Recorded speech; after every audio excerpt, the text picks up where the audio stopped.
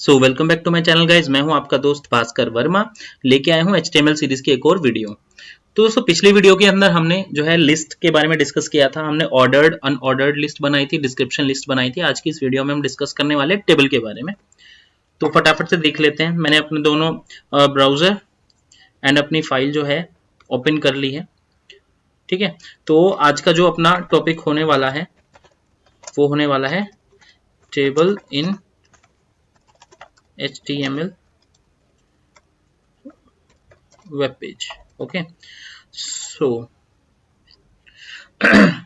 दोस्तों, इसके लिए जो टैग यूज होता है आपका, तो टेबल यूज होता है। जो सबसे इसका मेन जो की टैग होता है टेबल। जितनी भी टेबल आपकी आएगी वो इस टेबल टैग के बीच में ही आएगी, यानी उसका कंटेंट बन के आएगी। मैं आपको एक बार फटाफट से दिखा देता हूं कि टेबल किस तरीके से हम इसके अंदर जो है सिंटैक्स बनाएंगे, वो उसका फ्लो कैसे रहेगा और वो इम्प्लीमेंट कैसे करना है। ठीक है, ये देखो, ये आपकी जो है एक्सेल शीट है। इसके अंदर ये जो दिख रहे हैं आपको, ठीक है, ये ब्लॉक्स दिख रहे हैं, इनको बोला जाता है सेल। ठीक है, तो ये सेल होती हैं। और जो ये 1 2 3 4 5 आपको दिख रहा है, ये है रो A B C D E, ये आपके कॉलम्स होते हैं। तो इसके अंदर जब हम यहाँ पे सिंटेक्स लिखेंगे, इसका जब कोड लिखेंगे तो इस फ्लो में चलेगा। रो में पहले पूरी रो के बारे में, फिर सेकेंड रो के बारे में, फिर थर्ड रो के बारे में, और ईच कॉलम के लिए हम उसके अंदर डाटा फिल करेंगे। देखते हैं कैसे करते हैं। ठीक है, तो सबसे पहले जो इसका जो टॉप वाला जो आपका रो है उसे हम बोलते हैं हेडर। आपने कभी एक्सेल शीट बनाई होगी या देखी होगी तो उसमें देखा होगा कि यहाँ पे जो मेन टर्म्स होती हैं वो लिखते हैं। मान लो आप स्टूडेंट्स का डाटा बना रहे हो, तो यहाँ पे नेम, उनकी एज, उनकी क्लास, उनका एड्रेस, उनका कॉन्टैक्ट नंबर आता है, और फिर बीच नीचे डिटेल आती है, उनका नाम, हर एक स्टूडेंट का नाम आ जाएगा, उनका एड्रेस, उनकी एज, कॉन्टैक्ट डिटेल। तो इस तरीके से हम सबसे पहले जो है ऊपर का हेडर बनाएंगे। तो उसके लिए जो टैग यूज होता है वो होता है टेबल हेडर। ठीक है, टेबल हेडर के अंदर अब हमें क्या करना है, स्टूडेंट का मान लो नाम चाहिए हमें, सेकेंड हेडर के अंदर हमें चाहिए एज, और थर्ड में हमें चाहिए क्लास, और फोर्थ में हमें चाहिए एड्रेस फॉर एग्जांपल। तो ये आपका हेडर हो जाएगा टेबल का। ठीक है, सेव कर देता हूं इसे। ये देखो, इसमें आ गई नेम, एज, क्लास, एड्रेस। ठीक है, ये ऐसे बनेगा, अभी मैं आपको दिखाऊंगा बना के इसको कंप्लीट। उसके बाद इसे हम एक टेबल रो के अंदर डालना होता है, क्योंकि ये फर्स्ट रो है। ओके, ठीक है, ये मैंने ओपन और क्लोज टैग जो टेबल रो है उसके अंदर इसको डाल दिया। अब बात आती है सेकंड रो की। ठीक है, तो दोबारा से टेबल रो बनाएंगे हम, यानी ये हमने जो है फर्स्ट रो का काम किया है ये वाला। अब हम सेकंड रो पे काम करेंगे, तो सेकंड रो में भी फ्लो सेम रहेगा।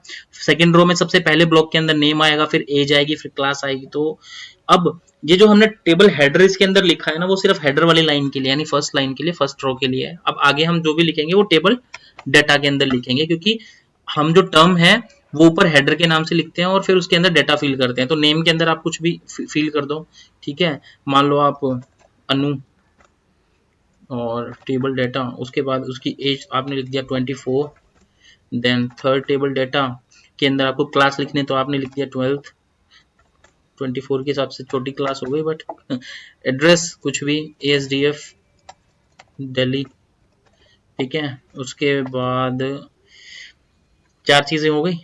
अब इसको सेव करते हैं, पेज पे आते हैं, रिफ्रेश करते हैं।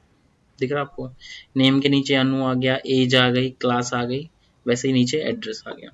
तो उसी तरीके से अगर आपको कुछ और इसके अंदर डिटेल बनानी है तो आपको वही नेक्स्ट रो के लिए टेबल रो डालना पड़ेगा, उसके बीच में आपको कंटेंट डालना पड़ेगा, सेव करना होगा। और ये देखिए, इस तरीके से आप जो भी जितनी भी रो में आप डाटा डालना चाहते हैं, ठीक है, वो इस तरीके से आप डाल सकते हैं।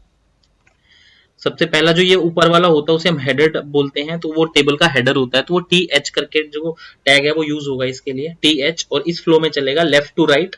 पहले फर्स्ट लाइन के लिए, फर्स्ट रो के लिए जो है आप लिखोगे, उसके बाद बाकी में हेडर नहीं होगा, बाकी में डाटा होगा, इसलिए आप टेबल डाटा जो है टैग यूज करोगे। और जब आपको रो चेंज करनी है तो आप उससे पहले TR जो है टैग यूज करेंगे, ताकि टेबल रोज को पता लगे कि हाँ, हम टेबल रो की बात कर रहे हैं। ठीक है, तो एक बार रिफ्रेश कर दूं, शायद मैंने 3 बार लिखा है। हाँ, ठीक है, इस तरीके से। तो ये आपकी टेबल बन गई। अगर आपको उसको बॉर्डर ऐड करना है, वैसे सीएसएस में आता है ये पार्ट, बट फिर भी बता देता हूँ, अगर आपको बॉर्डर ऐड करना है इसके अंदर तो आप सिंपल सा बॉर्डर डाल के उसमें कुछ भी लिख दो, 1 2 3 4 5, उसी हिसाब से उसकी थिकनेस आ जाएगी। ये देखो दिख रहा है आपको, बॉर्डर ऐड हो गया इसके अंदर। और कई बार इसके अंदर हम स्पेस भी बना सकते हैं, जैसे एड्रेस काफी कंजस्टेड सा लग रहा है, अगर इसके अंदर हमें बनाना है तो एट्रीब्यूट्स यूज होते हैं सेल पैडिंग के नाम से। ठीक है, सेल पैडिंग के अंदर आप क्या कर सकते हो, मान लो आपने 3 लिख दिया तो सेल की पैडिंग हो जाएगी। ये देखिए अब ये कंजस्टेड नहीं है, तो जो नाम अंदर लिखा हुआ है, जो भी उसके अंदर कंटेंट है सेल के अंदर, वो कंजस्टेड नहीं लगेगा। अगर आपको इसको और ज्यादा करना है तो आप 10 कर सकते हो। ये देखिए स्पेस बन गया है। ठीक है, इसी तरीके से होती है सेल स्पेसिंग।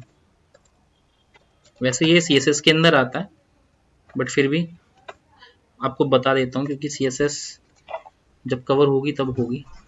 ये देखिए मैंने सेल स्पेसिंग 5 कर दिया, तो ये सेल्स के बीच में जो स्पेस है ना ये इंक्रीज हो गया। अब मैं इसको 5 की जगह 10 कर देता हूँ तो आपको चेंज देखने को मिलेगा। ये देखिए स्पेस बढ़ गया ना। तो इस तरीके से ये काम करता है। मेन आपका यही है कि आपको इसके अंदर टैग्स का ध्यान रखना है कि मेन जो है टेबल आपका टैग आएगा, तो टेबल टैग के अंदर ही सारा कंटेंट होगा। उसके बाद जो रो होंगी उसके लिए आप हेडर जो होंगे उसके लिए आप टी एच करके आप टैग यूज करेंगे। उसके बाद उसके अंदर उसका हेडर का जो है कंटेंट डाल देंगे कि आपको क्या शो करना है as a header first row के अंदर। उसके बाद जो सेकंड रो स्टार्ट होती है वहां से हमारी नॉर्मल रो स्टार्ट हो जाती है, तो वहां पे हम डाटा फिल करते हैं। तो रो स्टार्ट करने के लिए TR टैग यूज करते हैं और उसके अंदर डाटा फिल करने के लिए TD फिल करते हैं। इसी फ्लो में चलेगा। जैसे पहले नेम है तो इसमें पहले जो आप लिखोगे वो नेम के नीचे आएगा, दूसरा एज है तो नीचे एज में आएगा, थर्ड फिर फोर्थ, इस तरीके से। आशा करता हूँ टॉपिक आपको समझ में आया होगा। उम्मीद रखता हूँ आप वीडियो देखने के बाद घर पे प्रैक्टिकली जरूर ट्राई करेंगे। तो दोस्तों मिलते हैं नए टॉपिक के साथ। Don't forget to like, subscribe and share. सीखते रहिए। मिलते हैं नए टॉपिक के साथ। Good bye and take care.